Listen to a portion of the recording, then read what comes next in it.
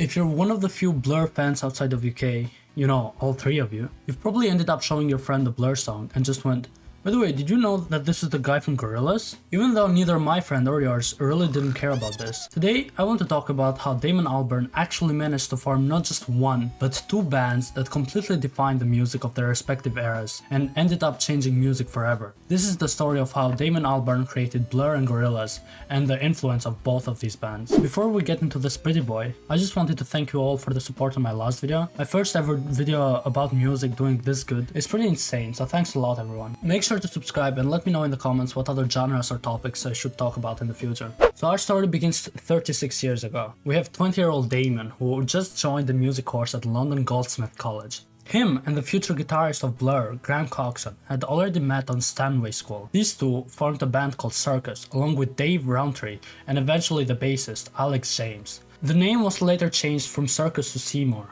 which are both terrible names, but after they got signed, they decided on Blur. Despite the name, the important thing is that this is the lineup, and it never changed throughout their whole history. It's Damon, Graham, Alex and Dave. In 1990, after they got signed to Food Records, they released the singles She's So High and There's No Other Way, which to this day are still one of my favorite songs from the band. And apparently not just me, because There's No Other Way peaked at number 8 on the UK charts. After that, in 1991, the band released their first album, Leisure. Even though the album peaked at number 7 when it came out, Damon has later admitted in 2014 that he thinks that Leisure is awful. The band weren't 100% authentic, but instead they got pushed by the label to make songs that they thought were gonna do well commercially. The biggest example of this is Bang, which the band absolutely hates and never plays it live. Me personally, I still think that Leisure is a good album and features a lot of good songs which still sound great to this day.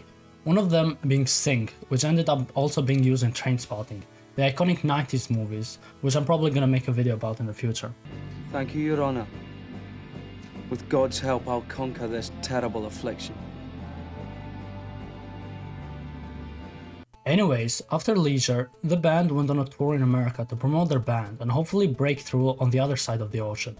This amazing idea ended up being one of the worst experiences in the band's history. They felt homesick and they didn't manage to create a big name for themselves on Magic America, something that would become pretty common even in the future. Even though the tour was a complete disaster, it was gonna become really important for the band, because with the start of this tour was also released the one and only Pop Scene. Despite not doing well commercially, Pop Scene was about to change everything. The band felt that this song was a quote, very English record, which annoyed a lot of people in America, but on the other side of the planet, this single was about to become one of the first ever Britpop songs.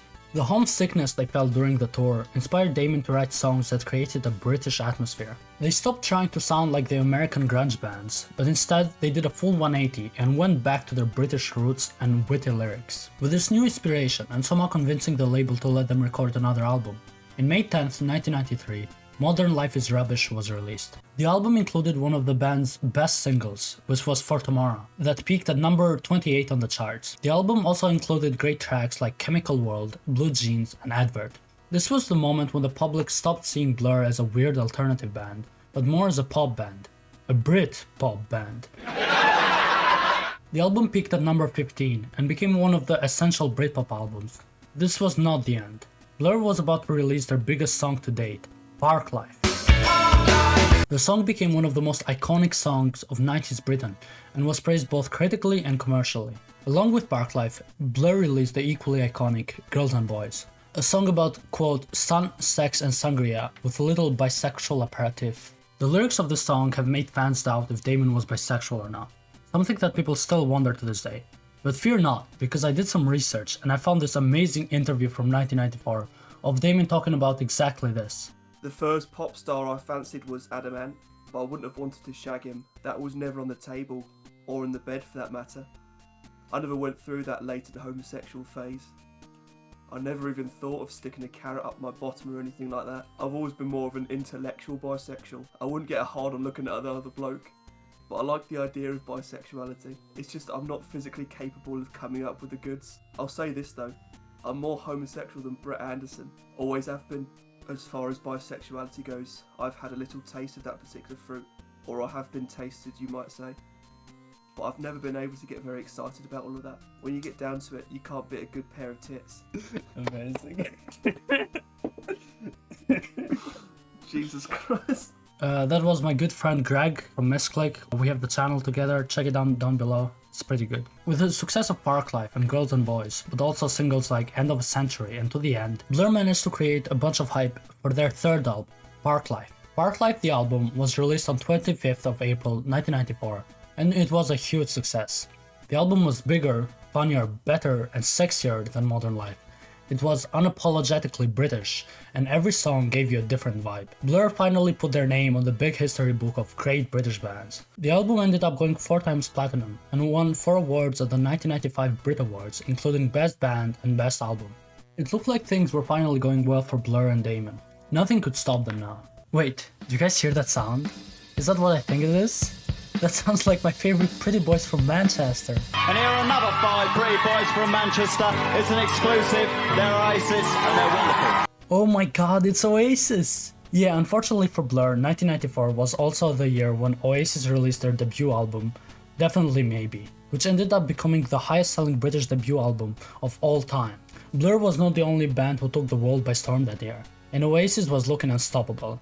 The success of both Oasis and Blur, and other bands that year, managed to make Britpop grow even larger. The media was paying more and more attention to the genre. Forget about grunge or shoegaze, there was no time to be sad when you had some proper British tunes that talked about smoking and drinking and living in a trailer park. Anyways, this media attention that Britpop was getting was only about to get bigger in 1995. Even though at first Blur and Oasis were nice to each other, this was about to change very soon. It was August of 1995 and both of the bands needed to release a single for their upcoming album. Now that wouldn't be a big problem, but because Liam and Noel were rude to Damon at the party, Blur decided to push the release date of their single on the same day as Oasis. August 14th of 1995 was the date that both Country House and Roll With It were planned to release. This meant that only one band could hit number 1 that week. This was going to prove that who really was the better band. The media ate it all up. All the tabloids were talking about the Battle of Britpop.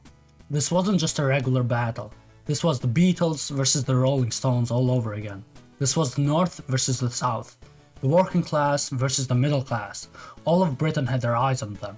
Everything was about to go down. The week came by and Country House ended up selling 274,000 copies, while Roll With It only sold 216,000. Blur had won the Battle of Britpop. They got to perform on Top of the Pops, with Alex wearing an Oasis shirt on the stage. Well, yeah, but not really. Eventually, The Great Escape and What's the Story Morning Glory came out. Damon later in 2017 said, "I've made hundreds of mistakes. I've made 2 bad records. The first record, which is awful, and The Great Escape, which was messy. Even though I did well commercially, mostly because of the whole battle thing. The Great Escape just didn't compare not only to Morning Glory, which ended up becoming the 5th best album in UK chart history, but also to other amazing albums that came out that year, like Different Class. Blur had won the battle, but they had lost the war. Oh no, nobody wanted to listen to Blur anymore. They're a bunch of high-class art school pricks. And they're gay, yeah. This full 180 that Britain did on them affected the band a lot mentally, especially Graham, who didn't want to be part of the whole battle from the very beginning. Blur needed a change. They needed to escape from Britpop, and that's exactly what they did. Graham managed to convince the band to change their style completely, and started taking influences from American bands again. Their eyes turned back to America, and in 1997, Blur released their self-titled album, Blur.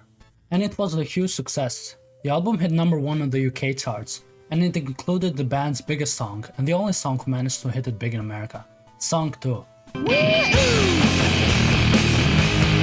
Ironically, this song was a parody of American music, specifically Smell Like Teen Spirit. It just had fast guitar and nonsensical lyrics, and the band was doubting if they even wanted to put it on the album at first. The album also included songs like Beetlebum, one of Blur's best songs ever, and On Your Own, considered by Damon as the first Gorillaz tune. Nonetheless, the success of Blur's self-titled and their next album, 13, finally marked the death of Britpop.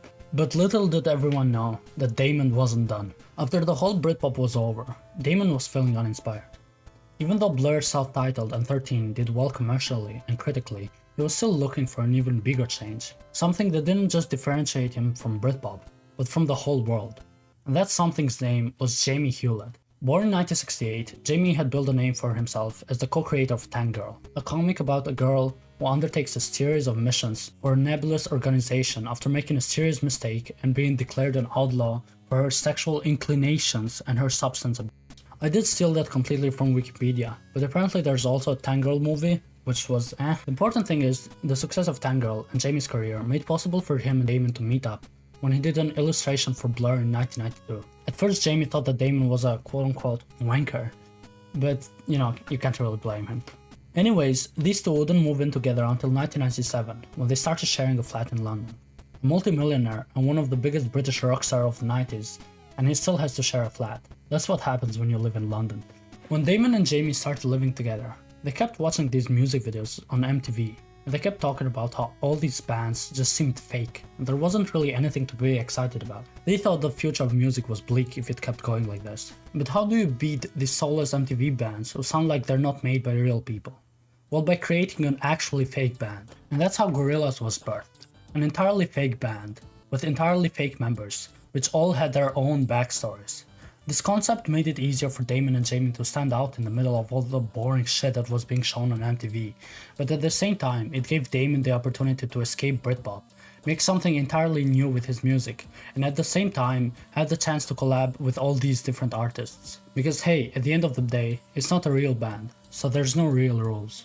Even though Gorillaz was a fake band, Damon and Jamie created backstories for every member of the virtual band. Here I'm going to roughly explain the backstory of the four main characters, because if I get into the whole lore, this video will become an hour long. Firstly, we have 2D, or Stuart Pott, the vocalist and keyboardist. 2D has two dents on his head, hence his nickname. He got these dents when Murdoch ran over him with a car, which also caused 2D's eyes to become dilated. Murdoch, seeing potential in 2D, convinced him to join his band by offering him the position of lead vocalist and keyboardist. Despite the somewhat forceful recruitment, 2D became an integral part of Gorillaz. Murdoch is the bassist and also the founder of the band. Before forming Gorillaz, Murdoch was involved in various criminal activities, including smuggling, vandalism, and even attempts at summoning demonic entities. He was in multiple bands before Gorillaz, and he ended up running 2D over with a car and recruiting him into the band. He was the mastermind of the whole thing. And then we have Noodle, the guitarist who joined the band after Murdoch received a tape of her incredible guitar skill. Even though at first her origins were unknown, it was revealed that she was a genetically engineered super soldier created in a secret Japanese lab. After escaping the lab, Noodle found Gorillaz and was recruited by Murdoch because of her guitar skills and her mysterious past. Last but not least, we have Russell Hobb. Growing up in Brooklyn, New York, Russell was a gifted drummer with a passion for music. However, his life took a dark turn when he was possessed by the spirits of his deceased friends after a drive-by shooting incident.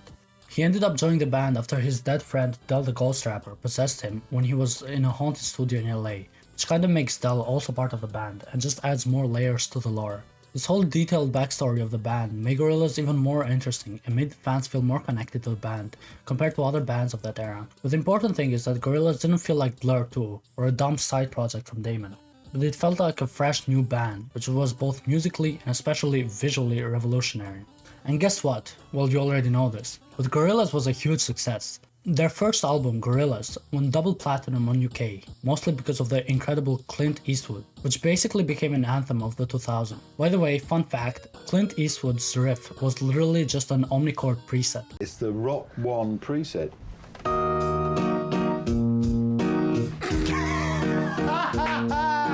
Anyways, with the success of Clint Eastwood and Gorillaz, Damon Albarn achieved what he could never achieve with Blur, and that was breaking through in America. Not only did he manage to connect with the American audience, but he was also freer to experiment with his music and not get stuck in a mundane cycle. This album had influences from different genres like dub, punk, hip-hop and Latin, and this experimentation with his music was going to become a regular theme throughout the whole Gorillaz discography. Except Clint Eastwood, the album featured a bunch of great songs like 192000, Punk, Latin Simeone, and more. But the fact that these songs sounded so different from each other, but still sounded so great, is just so impressive to me, and I really can't stop thinking about it. Their second album ended up becoming even bigger than the first one, all while Damon kept showing his insane musical reach.